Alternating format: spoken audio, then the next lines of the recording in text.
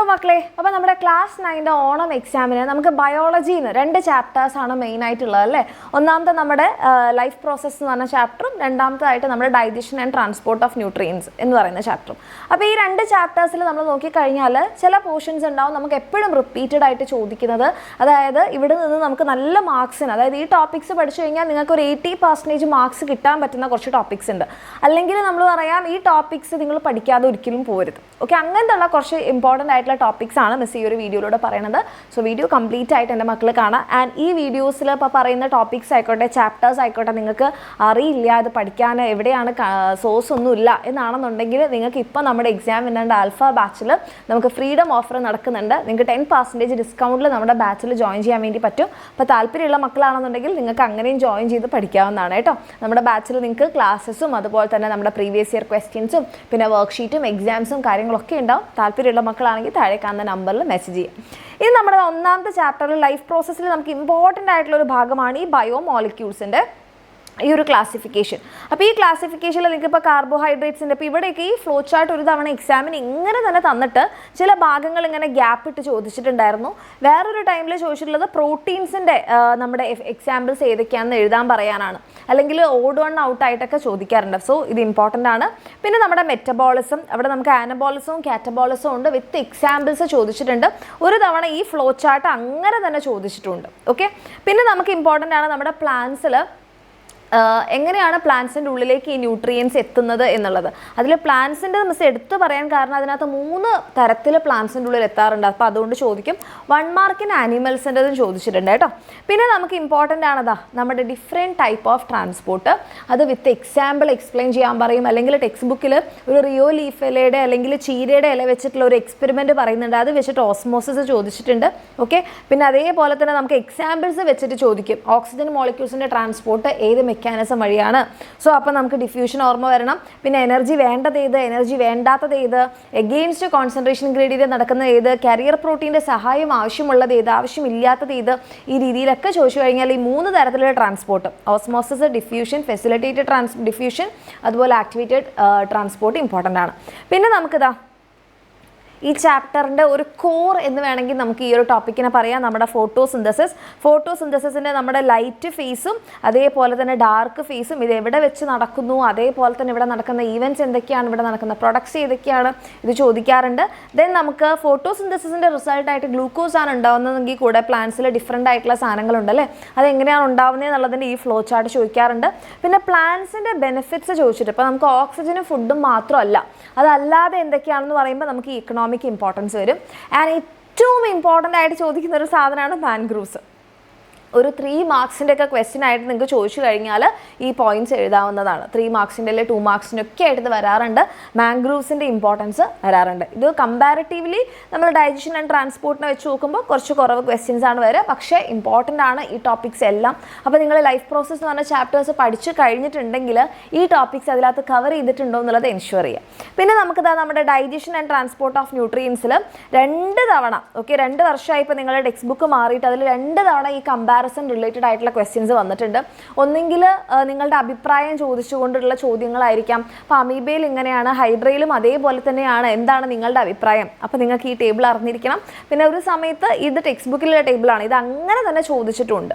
Okay, so this is important. പിന്നെ നമ്മുടെ ടൂത്തിൻ്റെ anatomy വിത്ത് diagram ചോദിച്ചിട്ടുണ്ട്. ചിലപ്പോൾ ഡയഗ്രാം വരയ്ക്കാൻ പറയാം, അല്ലെങ്കിൽ ഭാഗങ്ങൾ അടയാളപ്പെടുത്തിയിട്ട് അതിൻ്റെ ഫംഗ്ഷൻ പറയാം, അല്ലെങ്കിൽ ഈ ഫംഗ്ഷൻസ് തന്നിട്ട് ഏത് ഭാഗമാണെന്ന് തിരിച്ചറിഞ്ഞ് അടയാളപ്പെടുത്താനും വരും പറയാം. അപ്പോൾ ഇത് ഇമ്പോർട്ടൻ്റ് ആയിട്ടുള്ള ഭാഗമാണ്. പിന്നെ നമ്മുടെ മെക്കാനിക്കൽ ഡൈജഷൻ, കെമിക്കൽ ഡൈജഷൻ, അതിൽ ഈ പിക്ചേഴ്സ് എല്ലാം നമ്മുടെ മെക്കാനിക്കൽ ഡൈജഷനുമായിട്ട് റിലേറ്റഡ് ആണല്ലോ. പക്ഷേ അങ്ങനെയല്ല ചോദ്യം വരിക. ഇവിടെ നടക്കുന്ന പ്രോസസ്സ് ചെയ്ത് ഇത് ഏത് സ്ഥലത്താണ് നടക്കുന്നത്, ഇതിൻ്റെ ഇമ്പോർട്ടൻസ് അങ്ങനെ ചോദിക്കാം. പിന്നെ നമ്മുടെ കെമിക്കൽ ഡൈജഷനിൽ നമുക്ക് കുറേ ഭാഗങ്ങൾ അല്ലേ. ഇപ്പോൾ നമ്മുടെ സെലൈവറി ഗ്ലാൻസ് ഉണ്ട്, ഇവിടെ നമുക്കാണെങ്കിൽ നമ്മുടെ ലിവർ ഉണ്ട്, ഓക്കെ, ഇവിടെയാണെങ്കിൽ നമ്മുടെ സ്റ്റൊമക്ക്, ഇവിടെയാണെങ്കിൽ പാൻക്രിയാസ്, പിന്നെ ഇവിടെയാണെങ്കിൽ നമ്മുടെ ഇൻഡസ്റ്റൈൻ, ഇവിടെയൊക്കെ ഏതൊക്കെ ഇത് ഞാൻ സെപ്പറേറ്റ് ആയിട്ട് പറയാത്ത കാരണം ഇത് പറഞ്ഞാൽ എല്ലാം പറയാനുണ്ടാവും.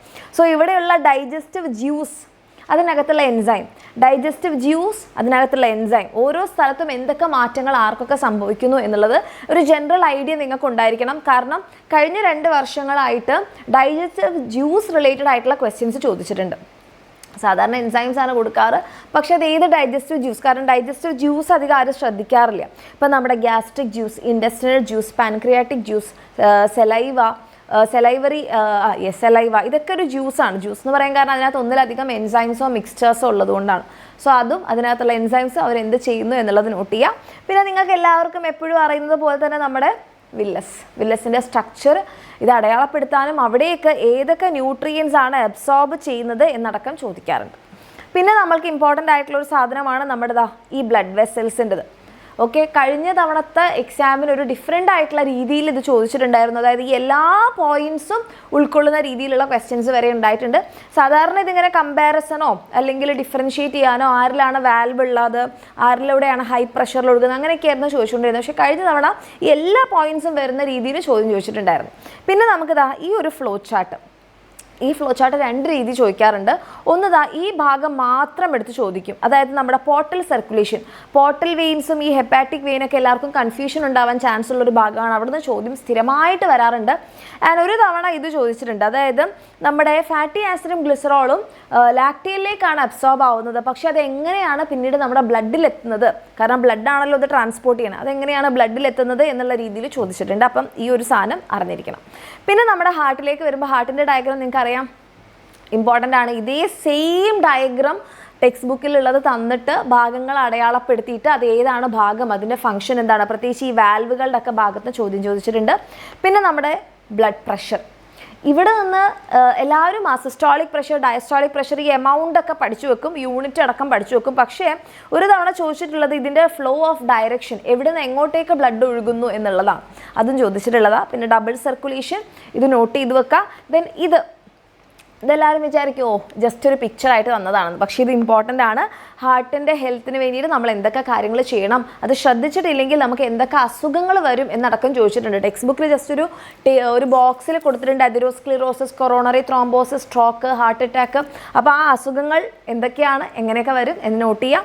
ദെൻ ലാസ്റ്റ് നമ്മുടെ സൈലോം ഫ്ലോയും, ഇവിടെ നിന്ന് ചോദ്യം വന്നിട്ടുണ്ട് കേട്ടോ. ശ്രദ്ധിക്കാത്ത ഭാഗങ്ങളിൽ നിന്നൊക്കെ ചോദ്യം വന്നിട്ടുണ്ട്. അതിൽ സൈലത്തിലൂടെ വാട്ടർ മോളിക്യൂൾസിൻ്റെയും മിനറൽസിൻ്റെയും ട്രാൻസ്പോർട്ടിന് സഹായിക്കുന്ന ഫോഴ്സസ് ഏതൊക്കെ, ഇതിലേതൊക്കെ എന്നുള്ളതും ചോദിച്ചിട്ടുണ്ട്. സോ ഇത്രയുമാണ് ഈ രണ്ട് ചാപ്റ്റേഴ്സ് നിങ്ങൾ എന്തായാലും ശ്രദ്ധിച്ചിരിക്കേണ്ട ഭാഗങ്ങൾ. ആൻഡ് ചില മക്കൾ പറയാറുണ്ട് ഈ ചാപ്റ്റർ കംപ്ലീറ്റ് ഇല്ല എന്നുള്ളത്, പക്ഷേ നമ്മളെപ്പോഴും പഠിച്ചിരിക്കുന്നത് നല്ലതാണ്. ഓക്കെ, അപ്പോൾ അറിഞ്ഞിരിക്കുക, പഠിച്ചിരിക്കുക. നിങ്ങൾക്ക് പഠിക്കണം എന്ന ആഗ്രഹം ഉണ്ടെങ്കിൽ നിങ്ങൾക്ക് ഇതിൻ്റെ ടോപ്പിക് വൈസ് ആയിട്ടുള്ള ഡീറ്റെയിൽഡ് ക്ലാസ്സസും ക്വസ്റ്റ്യൻസും എല്ലാം ആയിട്ട് നമ്മുടെ എക്സാമിനറിൻ്റെ ആൽഫ ബാച്ച് ഉണ്ട്. ഇപ്പോഴാണെങ്കിൽ നിങ്ങൾക്ക് ഫ്രീഡം ഓഫറിൻ്റെ ഭാഗമായിട്ട് 10% ഡിസ്കൗണ്ടും ഉണ്ട്. അപ്പോൾ താല്പര്യമുള്ള മക്കൾ താഴേക്കാവുന്ന നമ്പറിൽ മെസ്സേജ് ചെയ്യുക, ബാച്ചിൽ അഡ്മിഷൻ എടുക്കുക, അടിപൊളിയായിട്ട് പഠിക്കാം. ഓക്കെ.